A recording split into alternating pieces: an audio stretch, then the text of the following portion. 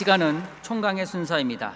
모실 분은 신통일 한국론의 뼈대를 정립하시고 신통일 한국을 위해 누구보다 최선을 다하고 계신 분입니다. 효정 세계평화재단 진성배 이사장님을 모시고 신통일 한국론 총강을 듣는 시간을 갖도록 하겠습니다.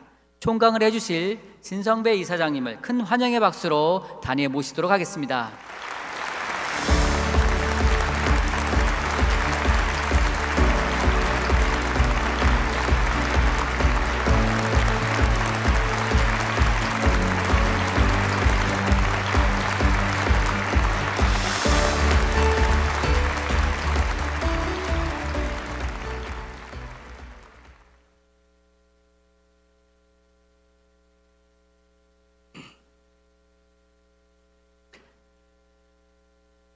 안녕하십니까.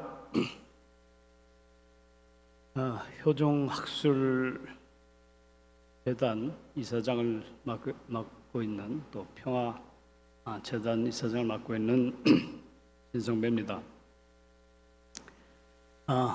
이번에는 지난번에 이어서 두 번째 평화 포럼이 진행되고 있는데, 이 두 번째 맞이하는 이 신통일 한국론 총론은 조금 지난 이 총론이기 때문에 총론이 그 내용이 달라서는 안 되기 때문에, 왜냐하면 이번에 참석한 하나의 대상과 지난번에 참석한 대상이 다르기 때문에 이 총론은 같은 의미가 전달되도록 하는 것이 이제 세계본부의 기본적인 지침이기 때문에, 그렇다고 해서 그 1차 때 말씀한 그 포럼의 내용과 같은 의미를 지니면서도 좀 다른 형태의 총론으로 꾸며보았습니다. 그러니까 그 내용은 이제 거의 동일한 의미를 전달하지만 그 구성을 조금 색다르게 꾸몄다, 이렇게 이제 생각하시면 되겠습니다. 그래서 강사들의 훈독 강사들의 선호에 따라서 선택할 수 있도록 한 것입니다. 제가 오늘 이 발표할 내용도 제가 이거 몇 번 기본적인 작성해 놓고 몇 번 보질 못했습니다. 그것은 제가 오늘 1시간 동안 강의할 내용을 여러분들이 다 기억하고 다 이것을 강의한다고 하는 것은 그건 쉽지가 않습니다. 그렇지만 훈독은 누구든지 할 수 있고 훈독 강사는 누구든지 할 수 있기 때문에 이 강의 자료만 가지고 있으면은 여러분들이 이 PPT에 그 강사가 이제 볼 수 있는 그런 화면과 그다음에 일반 대중이 볼 수 있는 화면이 따로 구축되어 있기 때문에, 저는 이 강사가 볼 수 있는 화면을 보면서 훈독하는 형태의 강의를 하면은, 그러면 이제 그 일반 대중들은 저와 다른 이런 픽처 화면, 그림 화면을 이제 공유하면서 같이 공유할 수 있기 때문에, 이것은 제가 이번에 강의안을 이제 구축하면서 많이 읽지 않았다고 하는 것은, 여러분과 똑같은 입장에서 여러분들도 이 자리에, 저와 같은 자리에 서면은 저와 똑같은 강의를 할 수 있는 그 패턴을 마련하는 것이 중요하기 때문에, 뭐 유명한 강사, 강의를 잘하는 강사라고 하는 그런 이미지가 아니라, 누구든지 여러분들이 이 자리에 저와 같이 이 자리에 서면은 저와 똑같은 하나의 강의를 전달할 수 있다고 하는 그런 어떤 패턴이라 그럴까요? 어떤 모형이라 그럴까요? 그런 모형을 찾는 것이 중요하기 때문에, 그런 면에서 새롭게 꾸며봤습니다.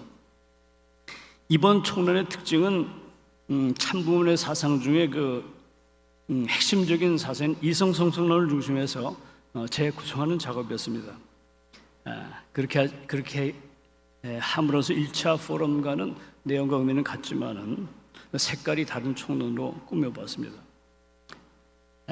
여러분들 1차 포럼에서 참석하신 분들은 알겠지만 총론 1장에서 10장까지 상당한 방대한 책입니다.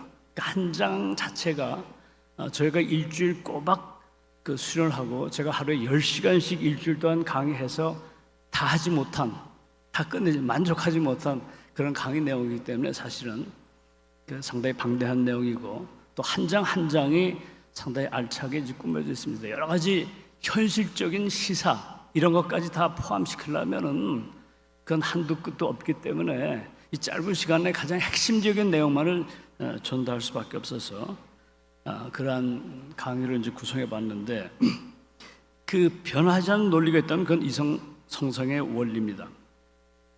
이 이성성상의 원리는 자유민주주의와 사회주의를 진단하는 척도가 되고 남북 이데올로기 대결을 해결하는 관건이 됩니다. 그러니까 우리가 이때까지 이성성상은 단순히 이제 마음과 몸의 하나의 조화다 이렇게 생각했는데 이러한 이성성상의 원리를 현실적인 남북의 이데올로기 현실에 적용시키게 되면 이것이 모든 문제를 해결할 수 있는 만능의 키다라고 하는 것을 증명하고 싶었고 사실 10장까지의 강의를 통해서 분명히 증명이 됐습니다. 그렇기 때문에 그런 어떤 이성성상에 갖고는 우리의 일상적인 종교적인 하나의 원리로서의 어떤 이성성상론이 아니라 현실적인 사상과 이데올로기 속에 적용시킨 색다른 어떤 이성성상론을 우리가 다시 한번 습득함으로써 이 원리의 위대성, 부모님 사상의 위대성을 다시 한번 파악할 수 있는, 느낄 수 있는 그러한 계기가 될 수 있도록 오늘 강의는 제목을 붙인다면 이성성상으로 본 신통일한국론 총론 뭐 이런 좀 긴 제목이 되겠습니다. 이성성상론의 원리는 아주 간단합니다. 요약하면 모든 존재는 성상과 형상, 즉 정신과 물질로 구성되어 있습니다. 따라서 모든 존재의 원인자인 하나님도 성상과 형상의 중화적 존재로 계신다고 하는 것. 그리고 성상과 형상은 심정이란 본질에 의해서 서로 상대적 관계를 맺는다는 겁니다. 지금부터 이 이성성상의 원리를 중심해서 신통일학론의 주제들을 재구성해 보기로 하겠습니다. 첫 번째 들을 제목이 평화의 본질에 대한 문제입니다. 흡수통일인가 연방제 통일인가? 저희가 출판한 그 책에서는 책이 이제 곧 다 한 일주일 열흘 후쯤 완성된 책이 나오기 때문에 그 책을 세계본부하고 의논해서 세계본부가 어디까지 이제 그 책을 보급해주면 좋겠다고 하는 그런 지침이 나리면 그 지침에 따라서 이제 책을 이제 보급할 예정으로 있습니다. 이것은 사실 5장인데 오늘 강의 편의상 제일 처음에 도출했고 또 평화 문제에 대한 여러 가지 또는 비핵화, 평화회담에 대한 여러 가지 시사적인 문제들을 많이 거기서 다뤘기 때문에 그런 문제는 이제 건너뛰고 핵심적인 평화의 본질의 문제가 무엇인가를 다뤄보도록 하겠습니다. 남북은 흡수 통일이냐 또는 연방제 통일이냐를 주창하면서 평화회담의 입장이 크게 차이가 드러납니다. 남의 평화는 이성적 가치를 기초로 한 평화이고 따라서 상대적 평화입니다. 반면에 북의 평화는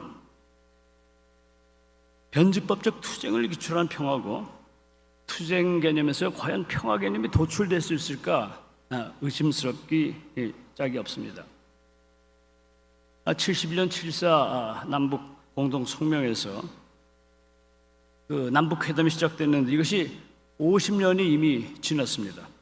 그리고 작년 6월 16일 무슨 일이 벌어졌습니까? 북한이 개성공단에 있는 남북 공동 연락소를 폭파했죠. 그 사건은 이 50년 동안에 우리가 공을 들였던 이 모든 비핵화 평화회담이 수포로 돌아갔다고 하는 것을 의미합니다. 남이 아미타불이 되어버렸어요. 지난 평창 올림픽 때 남북 회담하고 그 다음에 싱가포르 하노이의 1, 2차 그 북미 회담이 있었죠. 이 모든 회담이 끝난 다음에 폼페이오 미국 국무장관이 미국 측에서 이제 김정은에게 한 장의 페이퍼를 건넸는데 그 한 장의 페이퍼가 사실은 북한의 철저한 CVID라고 하는 철저한 어떤 핵 무기에 대한 폐기를 일단 주문하는 한 장의 페이퍼가 전달됐고, 그것 때문에 결국 북미 회담이 무산 실패로 끝났습니다. 그리고 나서 우리 이 신통일 한국 대단히 지지하시는 저희 미국의 전 국무장관이죠, 폼페오 장관이 기자회견을 한 말이 이 모든 이 남북 평화회담과 비핵회담의 총 결론에 해당하는 말씀이 아닌가 생각합니다. 폼페이오는 북한의 비핵화는 첫 발도 떼지 못한 상태에서 끝났다, 이렇게 고백했습니다. 남북회담의 수십 년간의 어떤 결실이 이렇게 무의미하게 또는 무기력하게 이 숲으로 돌아가 버린 것이죠. 그 이유는 간단합니다. 남북이 또는 북과 미국이 비핵화에 대한 개념이 서로 달랐기 때문이죠. 미국이 말하는 비핵화라고 하는 것은 북한의 완전한 핵폐기, 그야말로 CVID를 얘기하는 겁니다. 그런 비핵화인 반면에 북한의 비핵화는 한반도에서 미국의 전략 핵을 철수하라고 하는 한반도 비핵화입니다. 북한은 회담을 진행하면서 동시에 미국 서부 해역을 때릴 수 있는, 그 위협할 수준의 핵무장을 진행했다고 합니다. 그리고 항상 전략 핵무기 한반도 철수라든지 종전선언이라든지 주한미군 철수라든지 이런 것을 끊임없이 주장해 왔습니다. 이것은 북한이 임하고 있는 비핵화나 평화회담의 입장과 그다음에 이 한국 정부와 미국 정부가 갖고 있는 하나의 평화에 대한 이미지, 비핵화에 대한 개념 자체가 다르다는 거예요. 이거는 개념 정의에 대한 문제고 철학의 문제입니다. 마지막에서는 개념에 대한 정의 문제가 일치하지 않기 때문에 기본적으로 이 모든 평화회담은 수포로 돌아갈 수밖에 없었지 않느냐. 이처럼 쌍방의 평화의 개념과 비핵화 개념이 서로 다르기 때문에 회담이 성공할 리가 없었겠죠. 그러면 역대 정권이 그토록 염원해왔던 평화회담이 지금 물거품처럼 허망지게 사라진 그런 이유가 도대체 무엇입니까? 무엇 때문에 이렇게 험하게 사라질까요?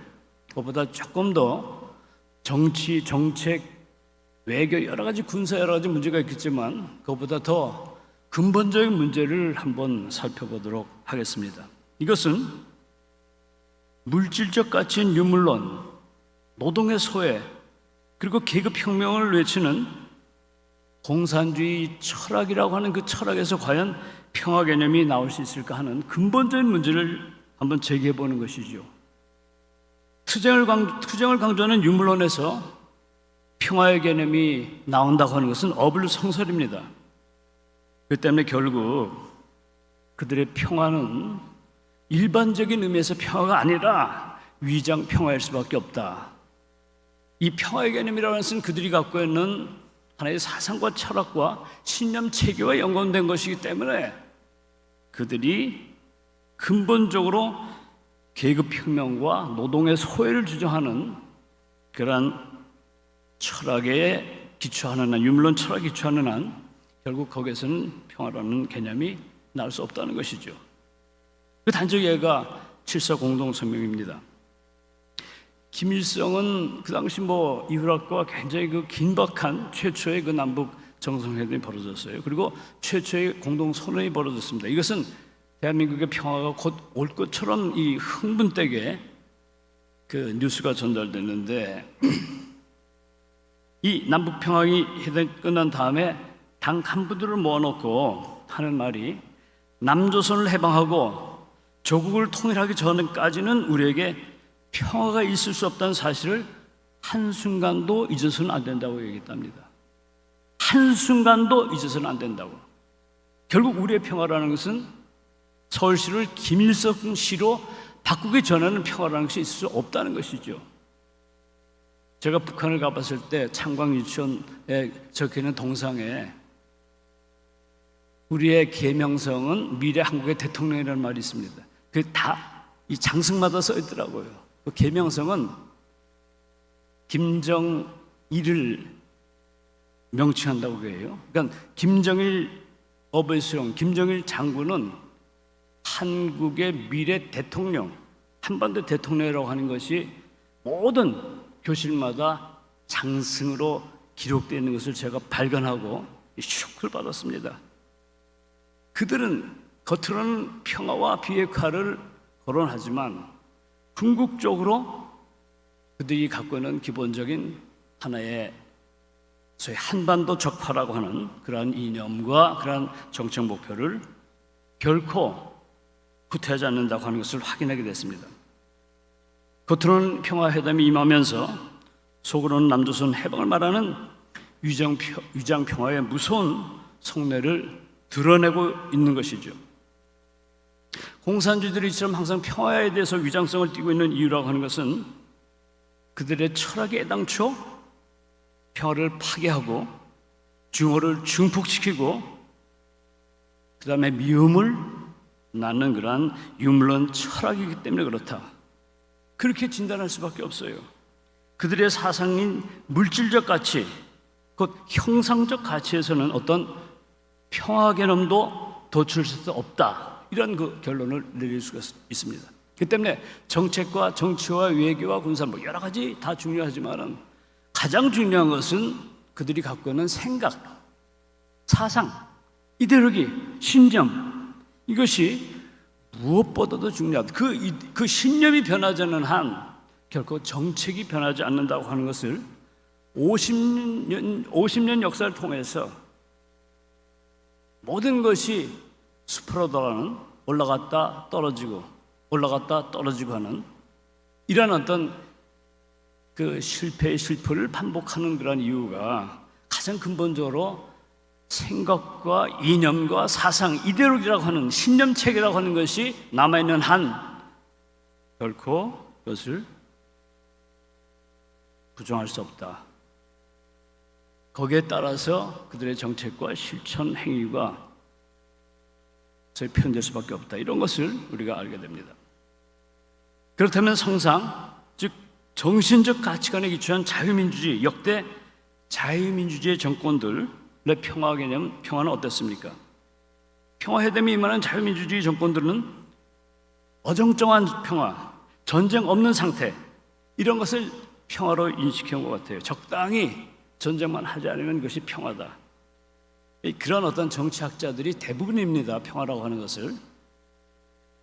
본질적인 평화의 의미를 거론하는 정치학자들이 없어요. 모르니까. 근본적인 평화의 본질에 대해서 얘기하는 사람이 없습니다. 그건 모르니까. 임마누엘 칸트의 철학적인 체계가 지금 유엔이라고 하는 세계 기구의 철학적 기초가 됐죠. 그렇지만 칸트의 철학을 평화의 본질로 생각하는 사람 아무도 없어요. 현대 유엔이라고 하는 것이 정말 진정한 평화를 낳는 하나의 국제기구니 하는 것에 대해서 의아심을 가질 수밖에 없습니다. 이러한 이 소위 평화에 대한 개념들이 대단히 상대적이다. 문재인 정부의 비핵화와 평화가 김정은의 마음에 달려있다. 그러니까 북한 정권의 어떻게 보면 아부같이 별난 소리를 다 듣죠. 그렇잖아요. 제가 입으로 여기서 얘기할 수 없지만은 하여튼 북한에서 별난 소리를 다 들으면서 그들의 심기를 건드리지 않으려고 하는 어정쩡한 평화가 김정은의 마음에 달리는 것 같은 그런 평화. 이런 자유민주주의 평화라고 하는 것은 평화 상대주의적인 성격, 평화 현실주의적인 성격을 지닐 수밖에 없다. 이렇게 진단하게 보는 겁니다. 평화의 본질이라고 하는 것은 과연 남의 자유입니까? 북한의 노동입니까? 성상입니까? 형상입니까? 성상과 형상과 관련된 평화 본질의 문제는 남북 평화를 실현하는 데 아주 굉장히 중요한 키가 되고 관건이 됩니다. 이 문제가 해결되지 않고서는 평화의 본질에 대한 문제가 해결되지 않고서는 남북의 평화 문제가 해결될 수 없다는 것이 저희 신통일학론이 보는 관점이죠. 다음은 이제 남남 갈등과 문화혁명 문제인데 이것도 현실적으로 대단히 대두되는 갈등입니다. 남북 갈등만 있는 것만 아니고 이 남남 갈등이 엄연히 존재한다고 하는 것. 얼마 전이죠. 1년도 안 됐죠. 그 좌표를 대표하는 박원순 서울시장하고 또 우파를 대표하는 백선엽, 6.25 나부동 전투의 그 영웅하고 같은 날 거의 같이 장례식을 치렀어요. 광화문에서. 근데 그 좌파 우파가 서로 결집해서 세대결을 하면서 이 광화문 현장에서 이 좌우가 이념적으로 대립한 것을 목격한 것이 1년이 채 안 됩니다. 이게 우리의 남남 갈등의 현실이에요. 대학가에서 운동권을 중삼아서 386, 486, 586을 배출됐죠. 이런 어떤 운동권의 논리가 지금 대학가만을 점령한 것이 아니고 국회, 청와대, 모든 언론, 문화, 모든 매체에 전부 이제 기본적으로 대법원까지도 이런 좌파 대법관이 있다고 하는 그런 얘기가 나올 정도로 이런 어떤 이념적인 갈등과 이념적인 심각한 어떤 투쟁, 이데올로기 갈등은 이 남남 갈등을 기본적으로 붙이고 있습니다. 우리는 해방 또는 한국전쟁 이후에 한강의 기적을 일으켜 세운 세계가 부러워하는 G11 국가입니다. 그러나 그 와중에서 대북 갈등, 노사 갈등, 이념 갈등, 수많은 갈등들이 일어났죠. 보수 진보의 갈등, 이러한 것들이 위험할 정도로 위험한 수준으로 지금 내닫고 있습니다. 이걸 누가 어떻게 무엇으로 해결하겠습니까? 누가 이 갈등의 문제, 이론의 갈등, 이념의 갈등 문제를 누가 해결하겠습니까? 남남 갈등의 가장 큰 문제는 이념 갈등입니다. 그 배후는 소위 운동권 논리 또는 종북 주사파 이러한 이름들이 등장하게 돼요. 여기에 논쟁이 깔렸습니다. 남남의 보수와 진보, 자유주의와 주사파, 이 논쟁에서도 역시 남북이 추구하는 소위 성상적 가치와 형상적 가치의 이념적 대결과 이념적 싸움이 깔렸습니다. 우리나라 보수와 진보 어느 한 진영도 남북 갈등을 해결하고 토일 한국의 미래를 이끌어 나갈 능력이 없다는 것은 대단히 슬픈 사실입니다. 도대체 보수가 옳습니까? 진보가 옳습니까? 성상적 가치를 따라야 됩니까? 형상적 가치를 따라야 됩니까? 이 이념적 갈등을 누가 어떻게, 현 정권이, 진보 정권이, 또는 촛불혁명을 통해서 퇴진한 소위 보수 정권이 어떻게 이 문제를 남남 갈등과 남북 갈등의 이 중요한 이데올로기 갈등과 이념적인 생각들을 바꾸란 말이에요. 어머님 교육하라고 했습니다. 그 때문에 세계본부는 교육의 현장인 평화 포럼을 만들었어요.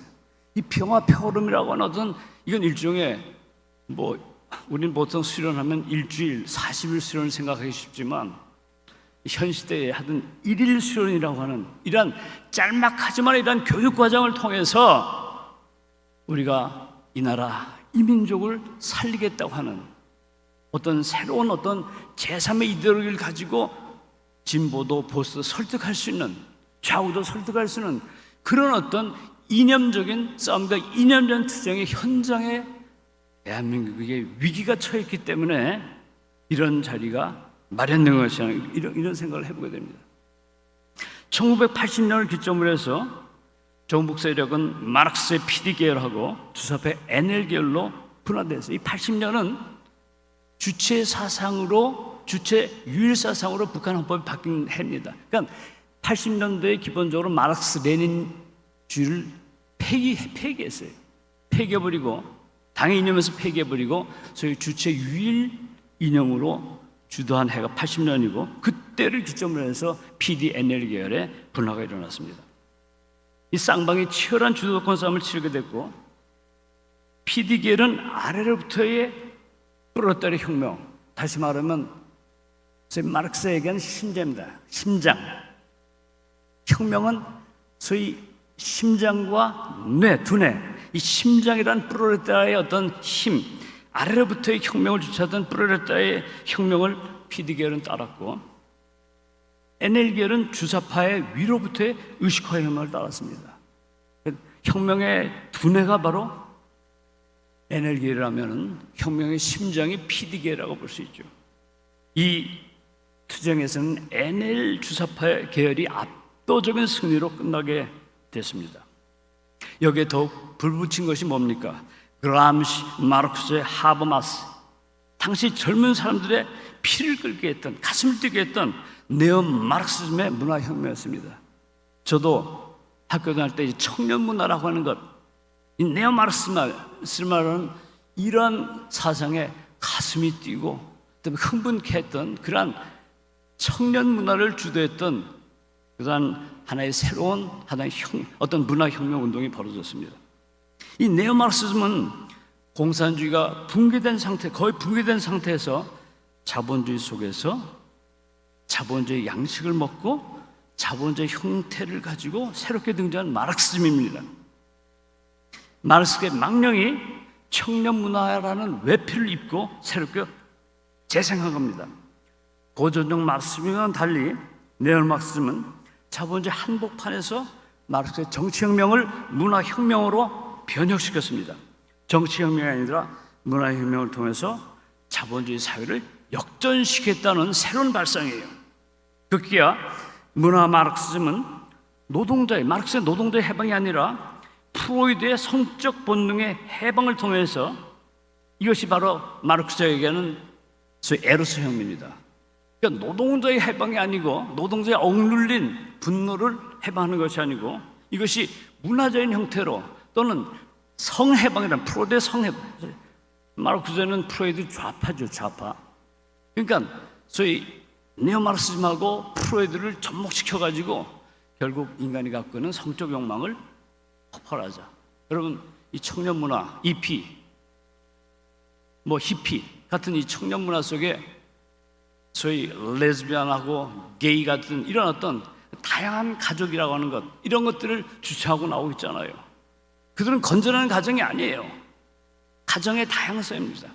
그러니까 남자도 가정을 이룰 수 있다는 거예요. 이걸 합법시키려고 하는 거 아닙니까? 지금 미국 같은 반 이상이 넘어갔어요. 대한민국도 굉장히 심각한 문제입니다. 이 아시아도 거의 법적으로 다 통과되고 그랬어요. 이런 가정을 파괴한다고는 네오마르크시즘 운동이 그 속에 깔려 있어가지고 이 가정을 흔들고 있다는 거예요. 이 보수 가치의 가장 기초는 가정이거든요. 근데 가정 그 자체가 괴멸되면은 이념도 이데올리 철학도 다 허망해지는 겁니다. 이 마르크스의 에로스 혁명이야말로 이 네오마르크시즘의 대단을 장식하게 됩니다. 자, 이런 현실적인 문제를 우리는 어떻게 해결하고 무엇이 해결할 수 있겠습니까? 이것을 진보가 해결할 수 있습니까? 이걸 기독교가 해결할 수 있어요? 불교가 해결합니까? 어떤 종교단체가 이런 문제에 대해서 이슈를 걸고 나옵니까? 해결 못하죠. 근본적인 문제에 대한 해결 출발점이 없기 때문에 그렇습니다. 다음에는 인간의 문제에 대한 주제는 한반도 주체는 누구인가? 이 문제하고, 그 다음에 인간 해방론, 자유냐 해방이냐는 이런 두 가지 챕터가 인간 문제와 연관된 겁니다. 인간의 본성 문제도 성상적 인간관과 형성적 인간이 서로 대립하고 있습니다. 남의 자유주의는 인권과 자유를 중시하는 성상적 인간관이고, 북의 사회주의는 노동과 물질을 중시하는 그런 형상적 인간관이에요. 그러니까 이 성상과 형상이라고 하는 그런 개념 속에서 인간의 기본적인 개념이 이미 규정이 되어 있습니다.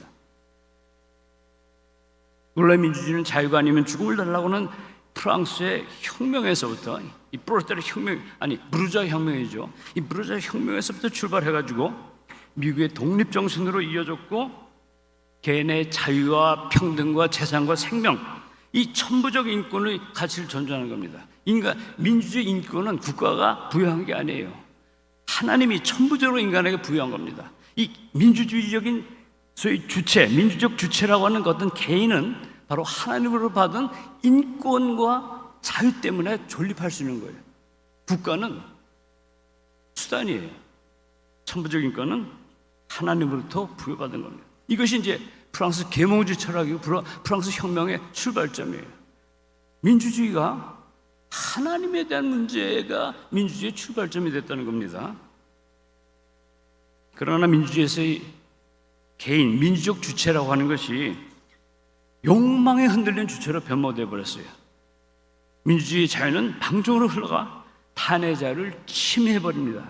지금 현재 있는 모든 저희 자본의 수익률이 노동을 앞지른다. 아무리 힘들어서 노동해도 아파트 한 채를 못 사요. 자본을 갖고 있는 사람들은 그 자본을 증식해가지고 이 자본주의 여러 가지 모순과 갈등이, 빈부격차가 벌어지는 것이 왜 그렇습니까? 이건 민주주의 자체의 자유라고 하는 것이 맹목적 자유이기 때문에 이것이 방종을 흐르고 남의 자유를 침범하게 되고 결국 여기서 근본적인 인간의 갈등이 벌어진단 말이에요. 그건 자유민주주의가 갖고 있는 근본적인 문제입니다.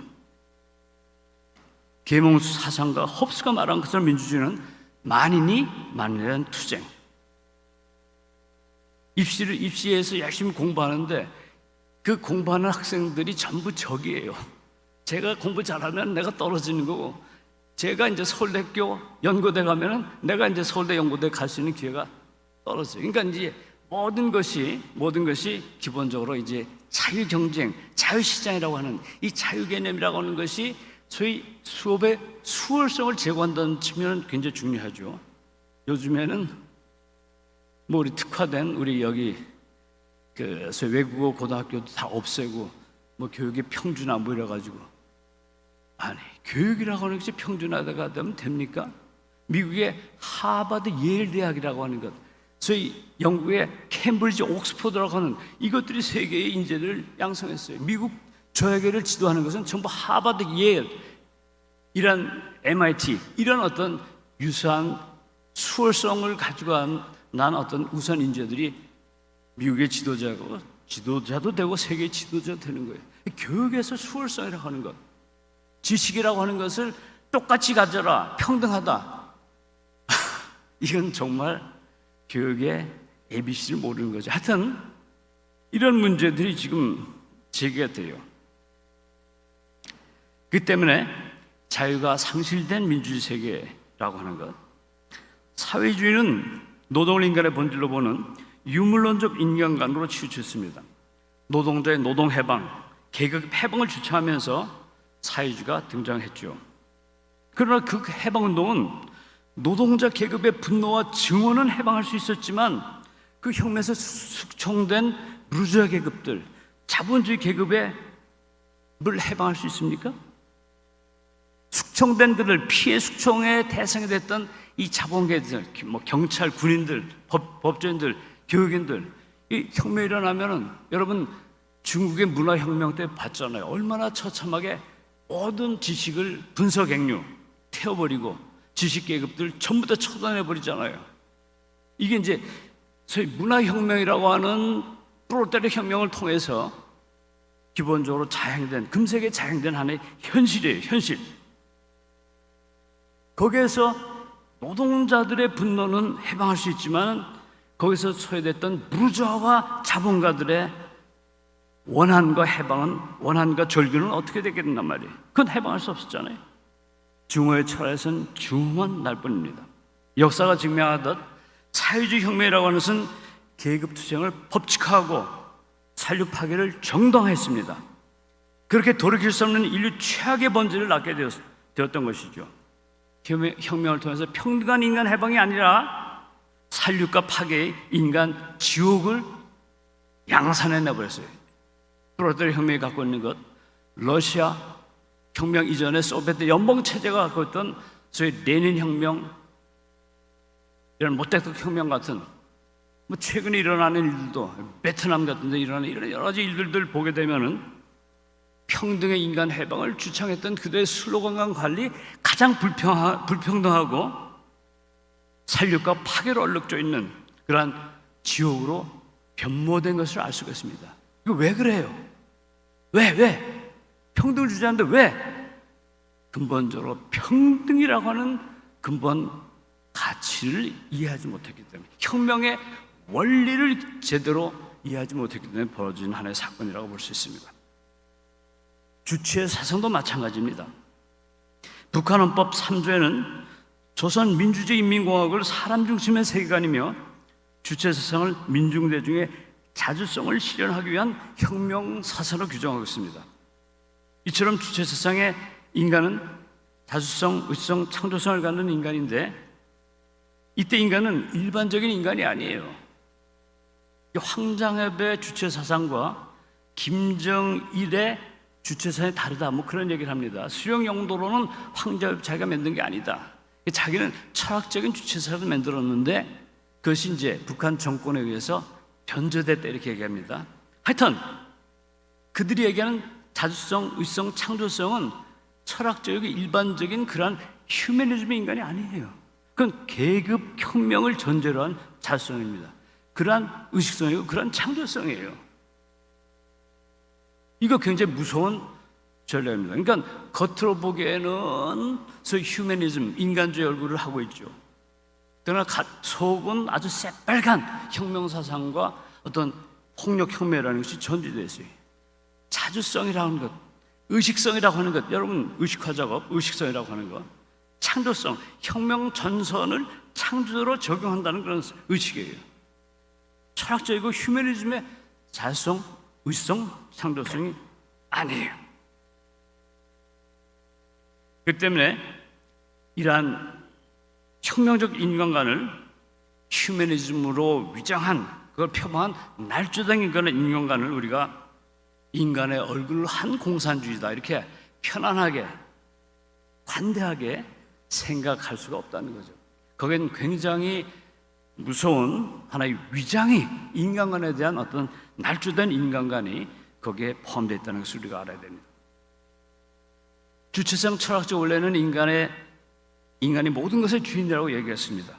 그런데 그 주인이 사회 역사 원리에서는 인민대중이 역사의 주체로 갑자기 날조돼 버려요. 그다음에 급기야 수령 영도론에서 와서는 어버이 수령이 당과 인민대중을 지도하는 주체가 돼요. 어버이 수령은 주체의 주체입니다.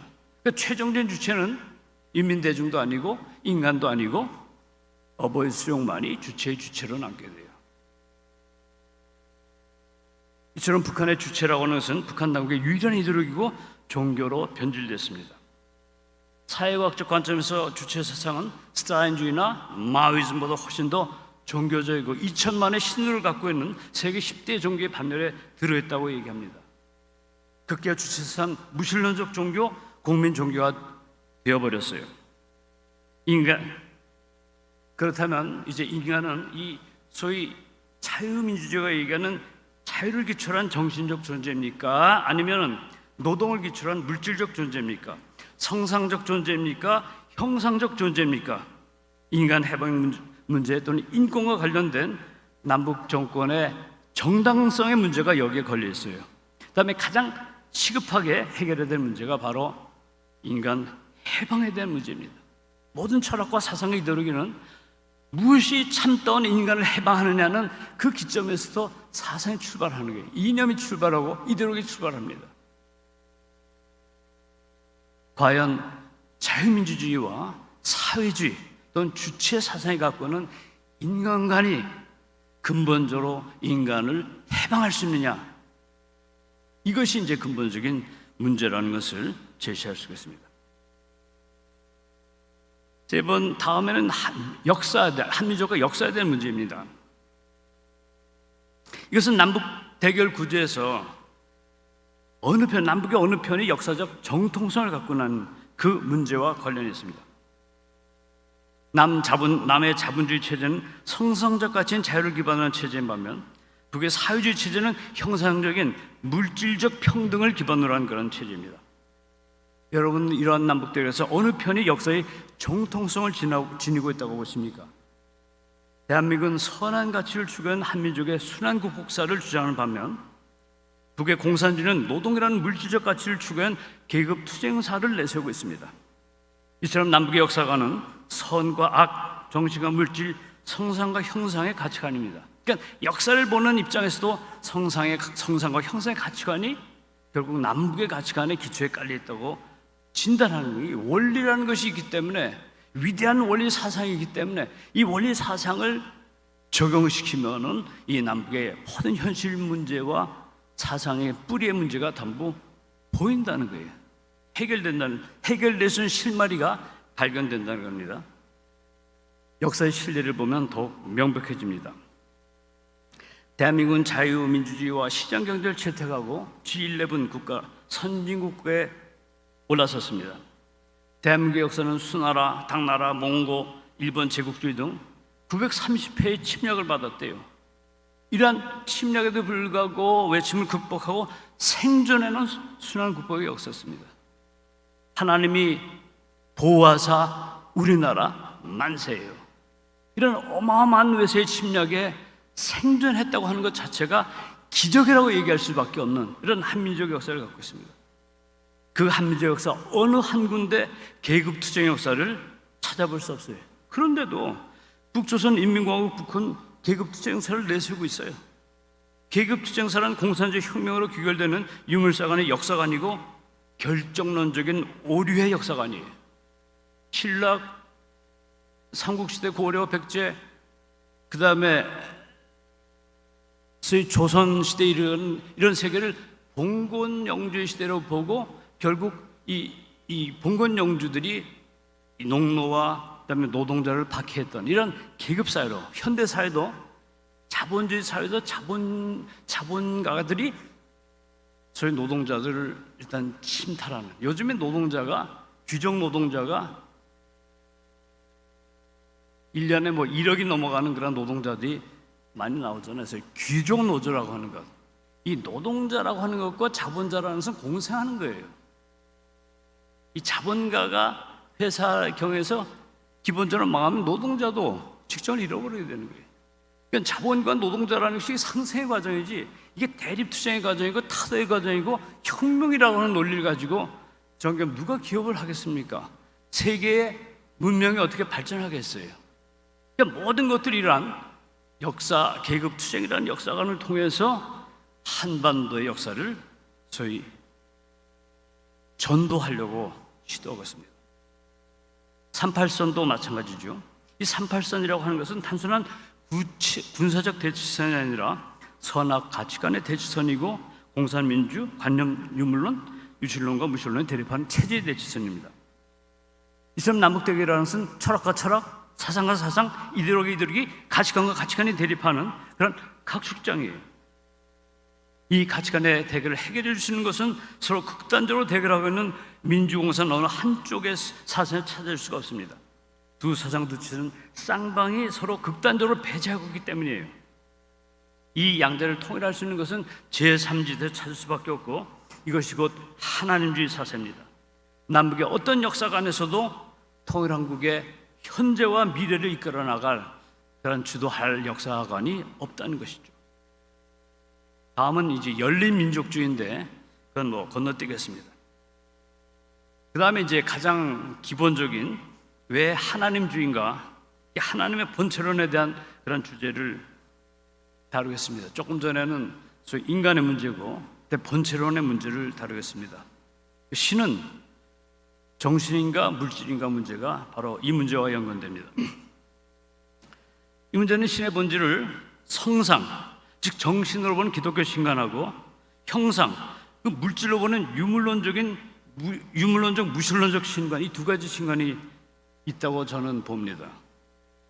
무신론적 신관 또는 유물론적 신관 이렇게 얘기하니까 무슨 무신론적인 신관이 있느냐, 유물론적인 신관이 있느냐, 이렇게 처음 좀 이상하게 생각할 수 있겠지만은, 그런데 일찍이 토인비는 공산주의를 기독교의 사상이라고 했습니다.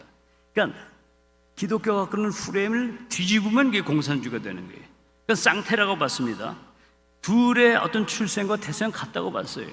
그러니까 마르크스즘이 갖고 있는 프레임과 기독교가 갖고 있는 프레임이 동일한 것이고, 동일한 구조를 가지고 유실론적인 신관과 무신론적인 신관을 주창했다고 이렇게 이 위대한 역사가는 진단합니다.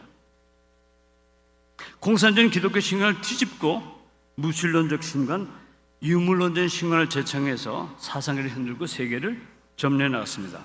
신은 형사입니까? 성사입니까? 기독교의 정통 신관은 하나님을 정신적 실체 곧 성상으로 정의하고, 하나님은 죄악으로 물든 물질 세계를 초월한 God up there, God above there, 초월자, 자존자, 절대 타자로 규정합니다. 이 타자 신학이에요. 그러니까 이 물리적인 현상적인 것과 신이 개입하면 신의 신성성이 더럽혀지는 거니까 신은 God up there, 초월해 있어요. 그 초월해 있다고 하는 것은 물질을 지니지 정신적 실체로 규정해버립니다. 이 기독교의 정신적 신관을 철학사에 적용한 것이 해겔의 절대 정신이고, 그것을 뒤집어 엎은 것이 마르크스의 변증법, 즉 유물론입니다. 이처럼 기독교의 해겔, 해겔을 반대하는 마르크스의 이론은 서로 얽혀 있어요. 이 세 가지 사상이 갖는 정반합의 도식도 원래 기독교가 갖고 있는 창조와 구원의 도식입니다. 기독교에서는 창조, 타락, 구원의 삼박자 리듬, 해겔과 마르크스는 정반합의 삼박자 리듬, 삼박자 변증법, 같은 발출과 규현의 도식. 우리도 복귀 섭리라고 얘기하죠. 본래 상태로 다시 돌아가는 이런 기본적인 소위 발출과 규현의 도식이 기독교의 구원 사상이 있고 해겔 마르크스 사상의 모티브가 됐다는 것이거든요. 제가 해겔 마르크스 얘기하면은 왜 그런 걸 어려운 얘기를 합니까? 해겔 마르크스를 모르고 우리가 공산주의에 대해서 기본적인 걸 어떻게 이해합니까? 아주 판다멘tal 기본적인 것, 사상의 기초적인 것들은 우리가 습득해야지 지식사회의 지도자가 될 수 있죠. 이 지식사회의 엘리트로 우리가 아주 가장 기본적인 사상의 기초를 우리가 이해한다고 하는 것도 조금 어렵지만은 제가 쉽게 아주 정말 친밀하게 제가 이제 설명을 해 드리겠습니다. 자, 이거예요. 해겔은 기독교의 신을 절대 정신으로 규정하고 인류 역사를 신의 자기 전개로 설명했습니다. 해겔 신 자신이 스스로 운동하는 정신이기 때문에 결국 인류 역사는 신 자신의 자기 전개 과정이라고 봤어요. 반면에 천재 마르크스는 해겔의 정신을 뒤집어서 스스로 운동하는 그 앞에 거예요. PD. 스스로 운동하는 물질이라고 하는 개념을 창안했습니다. 신을 환상이고 허구로 생각한 마르크스는 신이 존재한다면 그것은 정신이 아니고 물질이라고 보고 스스로 운동하는 물질도 신의 자리에 세울 수 있다고 그렇게 주장했어요. 그리고 이 물질의 자기 전개 과정을 인류 역사 유물 사관으로 해석했습니다. 그러니까 해겔의 절대 정신의 자기 전개가 마르크스는 이런 스스로 운동하는 물질의 자기 전개 과정을 바로 역사로 봤다는 거예요. 그러니까 소위 본체를 정신으로 규정하느냐, 기독교나 해겔처럼, 아니면 물질로 규정하느냐, 그 신이 스스로 운동하는 정신이냐, 아니면 그 신이 무신론적인 스스로 운동하는 물질이냐, 그것에 따라서 그 본체론의 차이에 따라서 저희 해겔 사관, 기독교 사관이 나오게 되고 저희 마르크스의 유물 사관이 나오게 되는 거예요. 이처럼 해겔 좌파에 속했던 슈트라우스, 볼바하, 엥겔스, 이런 모든 해겔 좌파는 기독교를 부정하고 신을 부정하고 종교를 아편으로 규정하게 되었습니다. 니체도 마찬가지예요. 바로 그는 기독교의 크리스천덤의 신, 정신적인 신은 죽었다고 외치고 신의 죽음을 선포합니다. 그리고 무신론적 신관, 전투적 유물론으로 무장을 해가지고 기독교와 자유세계를 공격하고 있습니다. 자, 그렇다면 기독교와 해겔의 정신적 신관이 옳습니까? 마르크스의 유물론적 신관이 없습니까? 옳습니까? 신은 성사입니까? 형사입니까? 도대체 신은 무엇입니까? 자, 여기서 우리는 모든 문제는 역사 문제, 인간 문제, 본체론 문제, 평화 회담 문제, 모든 문제는 기본적으로 성상 형사라는 큰 프레임을 가지고 우리가 정리할 수 있다고 볼 수 있어요. 자, 이제는 해답입니다. 일상에 살펴본 대로 남북의 역사, 국가개념, 인간 해방, 평화 회담, 남남 갈등, 이 모든 근본적인 대치 상황에서 남북 어느 한쪽도 이 난제를 해결할 능력도 힘도 없어요. 참으로 통일한 국의 미래는 암담할 수밖에 없습니다. 남북 갈등의 근본 원인이라고 하는 것은 철학과 철학, 사상과 사상, 이데올로기 가치관의 싸움이다. 이 갈등은 한마디로 성상과 형상의 이념적 갈등입니다. 크게 보면, 대별하면, 구조적으로 보게 되면 이 성상 형상의 가치관에 따른 남북의 갈등을 해결할 수 있는 길은 어디에 있을까? 그 해답은 어디서 들을 수 있을까? 그 해답이 바로 심정입니다. 그렇죠? 심정. 성상의 형성은 심정을 중심으로 수시하게 할 때만 서로 관계를 맺을 수 있습니다. 이 원리는 불변의 진리고 남북의 현실 문제도 이 원리에 의해서만 해결될 수 있습니다. 심정을 중심으로 남북의 당면 과제들은 과연 해결될 수 있을까요? 심정을 중심한 성상 형성의 통일, 그 이론이 남북 문제를 해결할 수 있는 열쇠라도 될 수 있다는 말입니까? 예, 그렇습니다. 심정이란 사랑의 본질을 말하는데, 사랑의 본질이란 억누르는 원초적 정적 충동이에요. 이 정적 충동이란 원래 우주를 창조할 때 발현된 창조의 동기고 하나님의 심정을 말합니다. 하나님 주는 이 심정을 기반으로 한 사상체계예요. 심정이란 특히 하나님주의를 제창한 문선명 한학자 총재님의 삶에서 잘 드러납니다. 양희빈의 삶은 그 자체가 심정의 삶이고, 양희빈의 삶을 심정 사건이라고 규정할 수가 있습니다. 심정이라는 개념 자체가 양희빈의 삶인 심정 사건에서 비롯되기 때문이죠. 이처럼 심정이란 그 개념과 심정이라는 사건은 둘이 아닙니다. 우리 양희빈의 삶이 심정 개념보다 앞선다, 이렇게 볼 수 있어요. 양희빈의 삶과 가르침이 없었다면 우리가 어떻게 심정을 알 수 있어요? 심정이라는 개념이 어디에서 도출됐습니까? 두 분의 삶이 없었다면 지구상에 어떻게 심정이라는 원리를 우리가 알 수 있느냐 말이에요. 현대 기독교 신정통주에서는 예수님을 말씀 사건으로 규정합니다. 이와 달리 양희빈의 삶은 말씀 사건이 아니라 심정 사건이에요. 심정 사건. 심정을 매개로 할 때 비로소 우리의 몸마음의 갈등, 남북 갈등, 세계 평화, 이렇게까지 모든 현실 문제는 결국 해결될 수가 있습니다. 그 누구도 예상치 못했던 기적 같은 일이 일어날 수 있는 것이 바로 이 심정 사건이다. 심정이야말로 모든 사상 문제를 일시에 해결해 줄 수 있는 키의 역할을 수행한다. 양희빈의 심정에 대한 가르침이 없었다면, 그리고 양희빈의 삶과 심정 사건이 없었다면 현실 세계는 암울해질 수밖에 없다고 진단할 수가 있습니다. 위에 살펴본 대로 남북 갈등을 자유민주의 성상적 가치, 사회주의 형성 가치로 나누는데, 이제부터 심정의 가치를 중심삼아서 그 대안의 일단을 우리가 설명해 보도록 하겠습니다.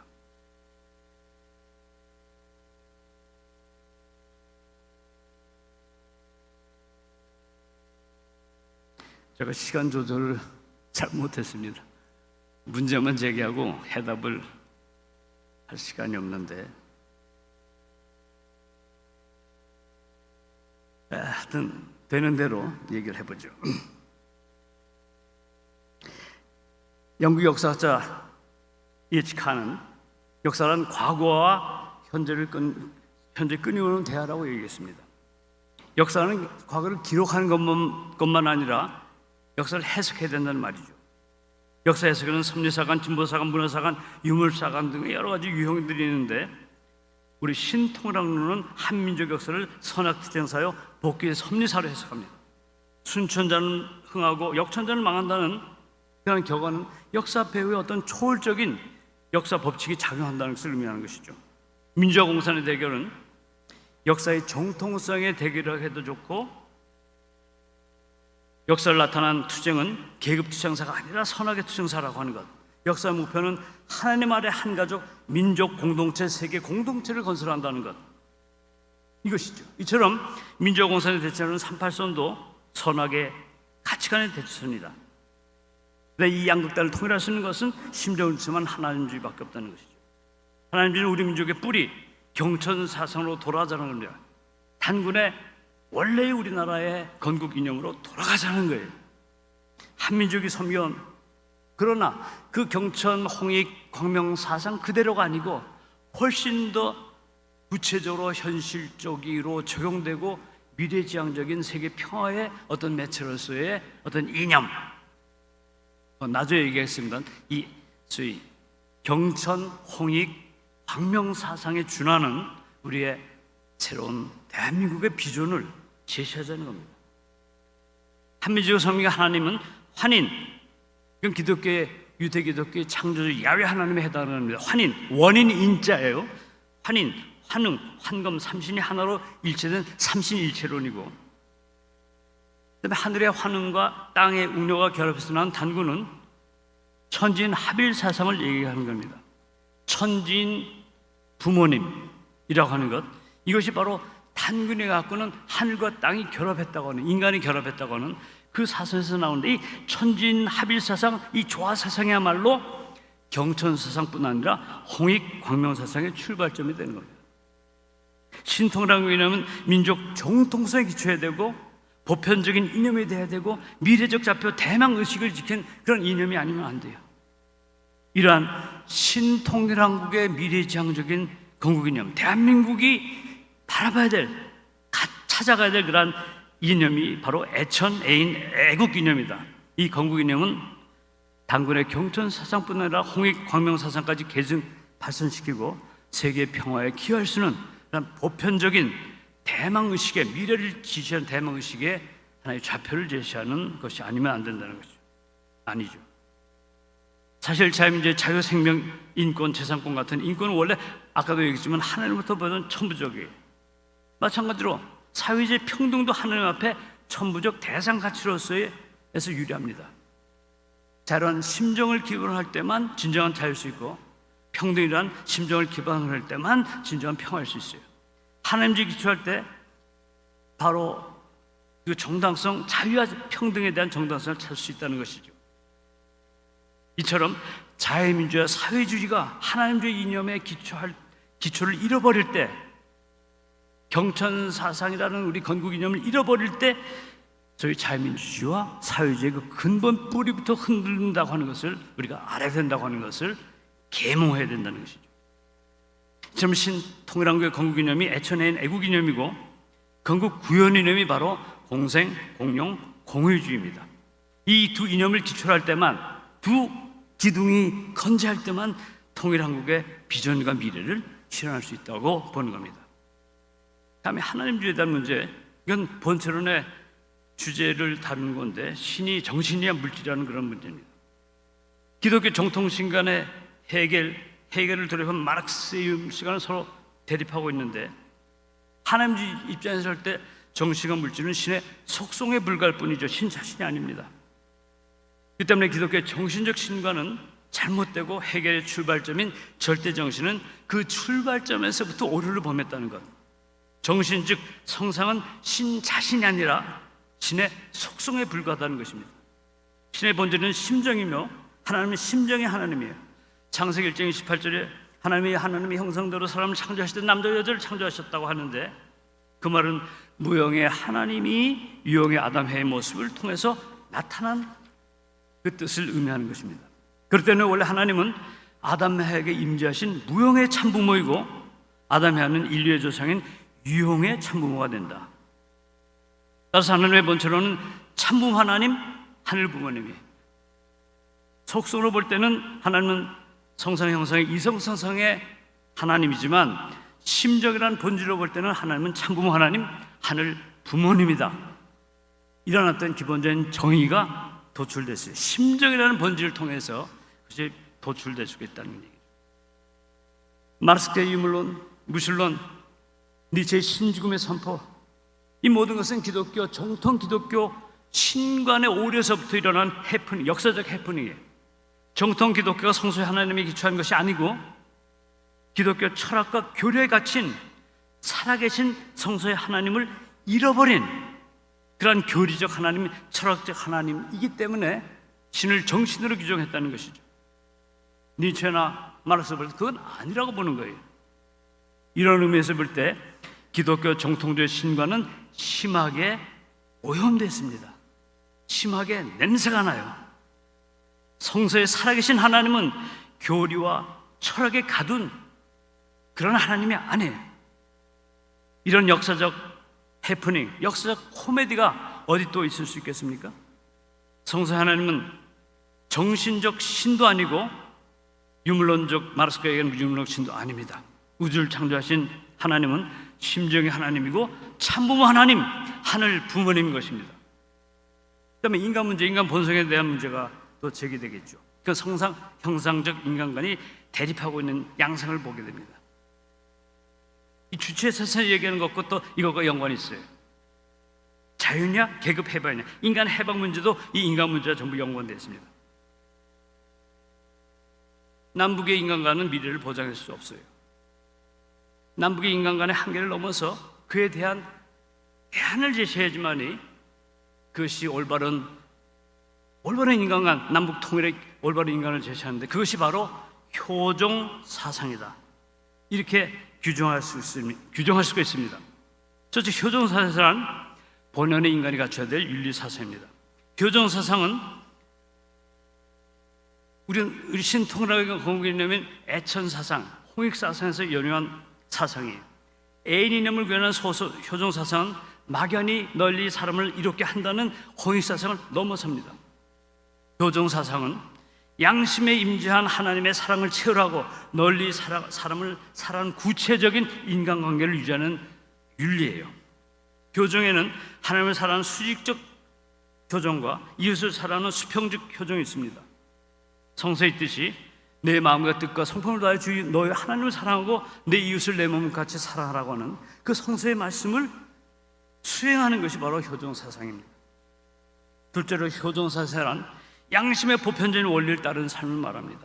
양심은 내 마음속에 깊은 곳에는 나와 또 다른 신성한 주체이고 내면적 법정의 재판관입니다. 따라서 양심이 바로 나의 주체이고, 내가 존재하는 것은 양심 때문에 존재하는 게, 양심이 주체이기 때문에 나는 비로소 존재할 수 있다는 것입니다. 이처럼 양심은 주체고 하나님은 주체 중에 주체이죠. 하나님 양심 속에 임재하시며 보편적인 하나님은 심정의 명령을 전하고 계십니다. 따라서 양심의 원천은 칸트가 말한 이성이 아니에요. 실천 이성이 아닙니다. 정신적인 명령이 아니에요. 심정의 명령이고, 양심의 원천은 바로 심정입니다.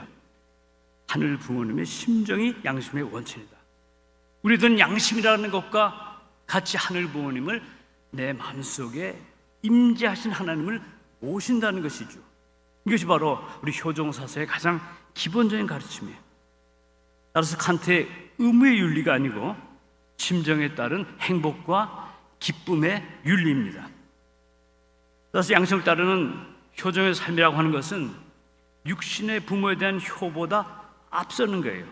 그러니까 최고의 육신에 대한 부모의 효가 바로 양심의 도리를 따르는 것이 1차적인 육신의 부모에 대한 효라는 것이죠. 왜냐하면 양심이 임재하는 하늘 부모에 대한 효가 우선하기 때문에 이것이 바로 효종의 삶의 기초입니다. 그 다음에 인간 해방론, 자유의 해방이냐 계급의 해방이냐, 이런 소위 자유를 중시하는 사상과 물질을 중시하는 그런 성상적 인간관과 형상적 인간의 이 남북 대결의 그 실마리를 제공해 줄 수 있는 것은 결국 자본주의나 자유민주주의의 기본적인 인권과 자유의 출발점이 하나님, 이 천부적 신권에서 출발했다고 하는 것, 그 다음에 자유주의의 평등이라고 하는 것도 근본적으로 하나님 앞에 대상적 가치로서의 평등이라고 하는 것. 따라서 자유평등을 주장하는 이 양극단의 체제의 주장만 가지고는 안 되고, 거기는 심정이야말로, 심정을 통한 자유야말로 결국 근본적인 자유고, 심정을 통한 평등이야말로 근본적인 평등이라고 보는 것이죠. 여러분, 부자 유친, 우리가 소위 우리 동양윤리의 가장 기본적인 부자 유친이라고 하는 것, 어떻게 부모와 자식이 친해질 수 있습니까? 이것은 부모와 자식 간에 친밀하다는 것은 자유롭다는 거군요. 그러니까 부모 속에 자식이 있고 자식 속에 부모가 있다고 하는 것. 요즘 세대 갈등 속에 그게 쉽지 않잖아요. 이 소위 친하다고 하는 것, 이 자유롭다고 하는 것, 친구 사이에 자유롭고, 제일 자유로운 것은 뻘거벗어도 자유로운 것이겠죠.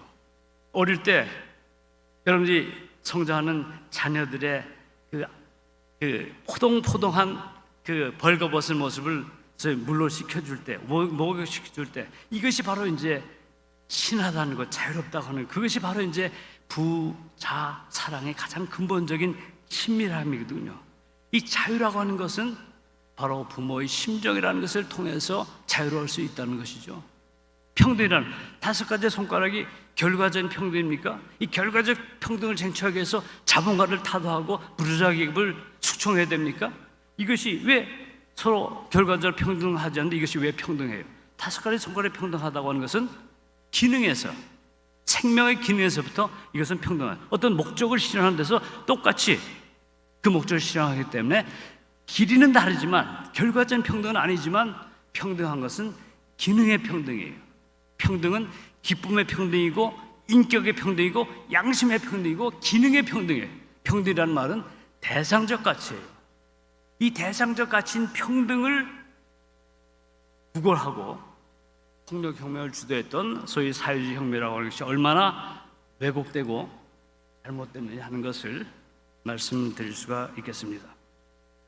그 때문에 이 효종 사상이야말로 근본적으로 종적인 심정 해방, 하나님 해방까지 갑니다.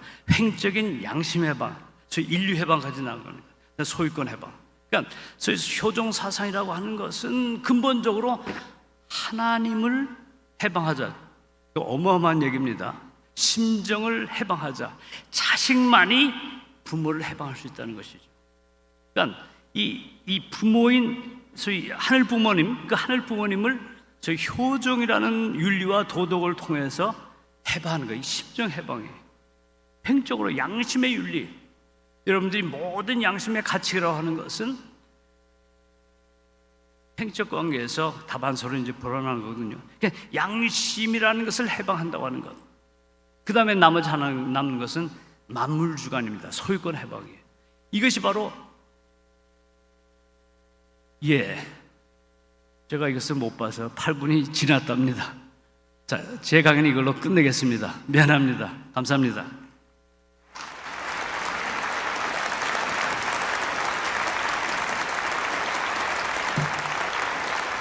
네, 귀한 강의를 해주신 김성배 이사장님께 다시 한번 감사의 박수를 보내주시면 고맙겠습니다. 우리 평화의원께서 소감을 하나 보내주셔서 그냥 한 편만 읽어보겠습니다.